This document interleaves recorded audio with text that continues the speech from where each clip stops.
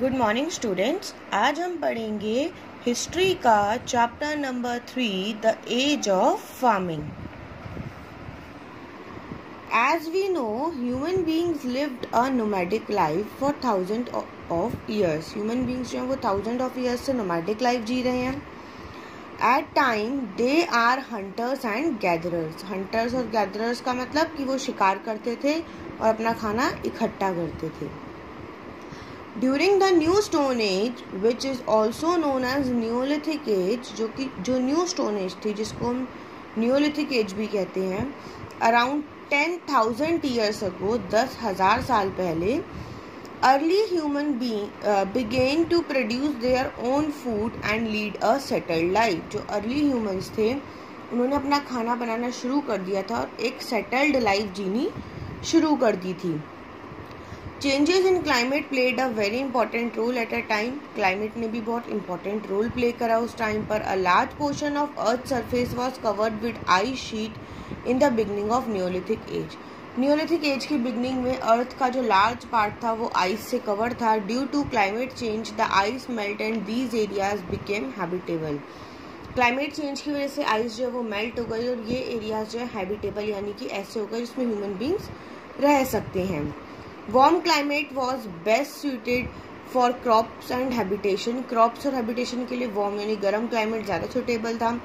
As a result, dry area became open grassland and forest became dense. जिसकी वजह से dry area जो है वो open grasslands बन गए और forest जो है dense यानी घने हो गए.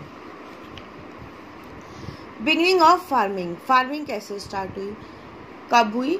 Agriculture was the greatest discovery of Neolithic age. Agriculture जो सबसे बड़ी डिस्कवरी थी न्योलिथिक एज की. During this period early humans learn the technique of sowing. इस पीरियड में अर्ली ह्यूमंस ने कैसे सीड को सो करना है, प्लांट्स ग्रो करने हैं और फाइनली उसको हार्वेस्ट करना है, ये सब सीख लिया था. They must learn this accidentally और by observing the plants growing in the wild. उन्होंने ये सब या तो एक्सीडेंटली सीखा था या फिर जो जंगली पेड़ों को उगते हुए जंगल में देखा था उससे सीखा था. The first crop to be cultivated were wheat and barley. सबसे पहली जो क्रॉप्स कल्टिवेट करी गई थी वो थी वीट और barley. As time pass early human began to grow more crops. जैसे जैसे टाइम बढ़ता गया अर्ली ह्यूमंस ने ज़्यादा क्रॉप्स उगानी शुरू कर दी. These change their life style, जिसकी वजह से उनकी लाइफ स्टाइल चेंज हो गई. Now they settled in one place to grow crops. अब वो लोग क्या करते थे, एक जगह पर सेटल हो गए थे क्रॉप्स को ग्रो करने के लिए. From food gatherers they become food producers. पहले वो लोग फूड इकट्ठा करते थे, अब वो लोग फूड को प्रोड्यूस करते हैं. They left their nomadic life because they had to take care of their crops. उन्होंने अपनी नोमैडिक लाइफ, जंगलों में घूमने वाली लाइफ थी, ये छोड़ दी थी क्योंकि उनको अपनी क्रॉप्स की देखभाल करनी थी. As a result they settle down and started a normal life with regular food supply. जिसकी वजह से उन्होंने अपनी लाइफ को सेटल कर लिया और एक रेगुलर लाइफ जीनी शुरू कर दी, नॉर्मल लाइफ, जिससे वो फूड सप्लाई भी कर सकें. They made mud houses near field and settled there till the crops were harvested. वो मड हाउस बनाते थे और अपने फील्ड के पास तब तक रहते थे जब तक उनकी क्रॉप हार्वेस्ट ना हो जाए. The change in lifestyle did not take place suddenly. उनकी लाइफस्टाइल में जो चेंज था वो सडनली यानी एकदम से नहीं आया था. It was spread over a long time. Even while cultivating crop human still hunted and gathering food.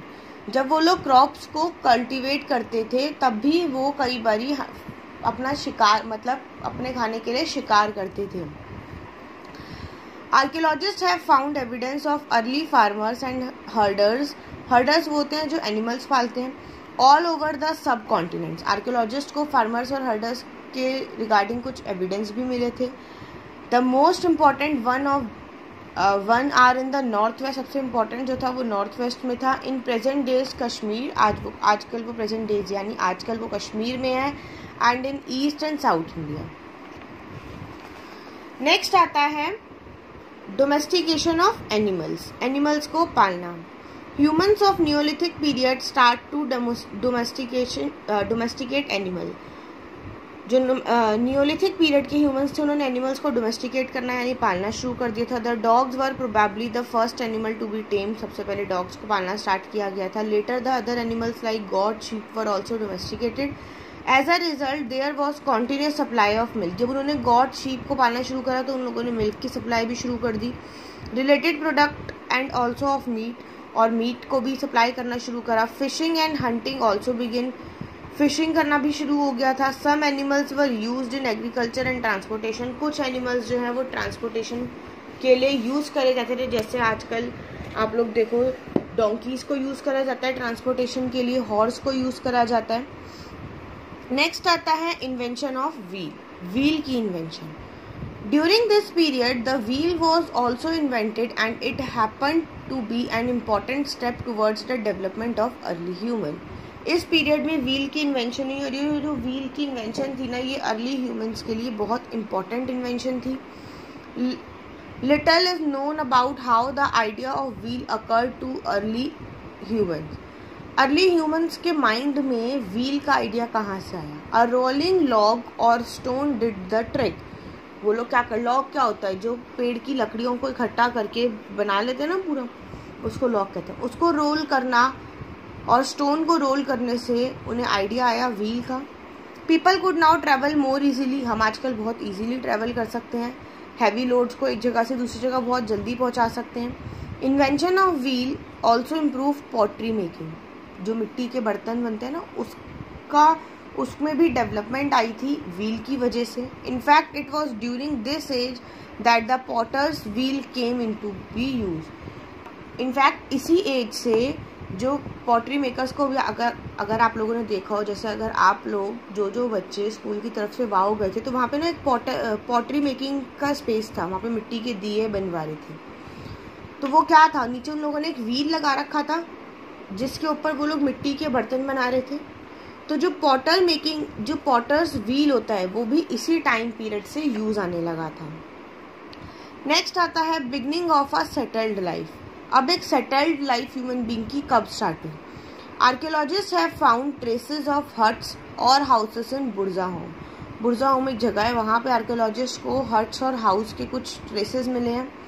Early humans build pit houses where were dug into the ground. पहले के ह्यूमंस ना पिट हाउसेस यूज करते थे। पिट houses क्या होता है, एक तरीके से गुफाएं जो वो जमीन के अंदर खोदते थे, विथ स्टेयर्स और स्टेप्स इनसाइड, जिसके अंदर स्टेयर्स होती थी। This might be for protection from cold weather, ये ठंडे वेदर से बचने के लिए था। Archaeologist also discover cooking hearths both outside and inside the hearth. Archaeologist को कुकिंग हर्ट, जिसे हम चूल्हा बोलते हैं, वो घर के अंदर और बाहर मिले। This shows that according to weather people could cook food either inside hut और outside it। इससे ये पता लगता है कि वेदर के अकॉर्डिंग लोग, जैसे अगर वेदर बहुत गर्म है तो घर के बाहर खाना पकाते होंगे, और बहुत ठंडा है तो घर के अंदर खाना पकाते होंगे। यहाँ तक सबको बात क्लियर हुई? नेक्स्ट आता है आपका Neolithic tools. Mortars and pestles were two very important Neolithic tools. Neolithic tools का मतलब न्यू टूल्स। न्यू टूल्स में मोटर्स और पेस्टल्स जो थे वो दो इम्पॉर्टेंट टूल्स थे। They were use for grinding grains यानी जैसे गेहूँ और बाजरा, इन सबको पीसने के काम आता था। ग्राइंड मतलब इनको पीसना। Neolithic tools are completely different from Palaeolithic tool. जो हमारी पैलियोलिथिक टूल्स थे उससे नियोलिथिक टूल्स बहुत अलग थे। देखो नियोलिथिक टूल्स काफ़ी छोटे हैं, अच्छी शेप में हैं, और ये हमारे पैलियोलिथिक टूल्स हैं। ठीक है, जो हमारे नियोलिथिक टूल्स थे वो पैलियोलिथिक टूल्स से काफ़ी बेटर थे। अब है Neolithic tools were well polished with a fine cutting edge. मैंने अभी दिखाया आपको पिक्चर में कि नियोलिथिक टूल्स जो वो वेल पॉलिश्ड है और उनकी कटिंग एज बहुत फाइन है। Palaeolithic tools however continue to be made and use. Palaeolithic tools उस टाइम पर भी बनते थे और यूज करे जाते थे। Some tools were also made using bones. कुछ टूल्स बोन्स को यूज करके बनाए जाते थे। Neolithic tools have been found in Burzahom in Kashmir and Maski, Brahmagiri, Narsipur and हॉलपुर इन कर्नाटका। यानी कि बुर्जा होम जो कि कश्मीर में है, मास्की, ब्रह्मगिरी, नासीपुर और हॉलपुर जो कि कर्नाटका में है, यहाँ पर नियोलिथिक टूल्स पाए जाते हैं। यहाँ तक सबको बात क्लियर हुई?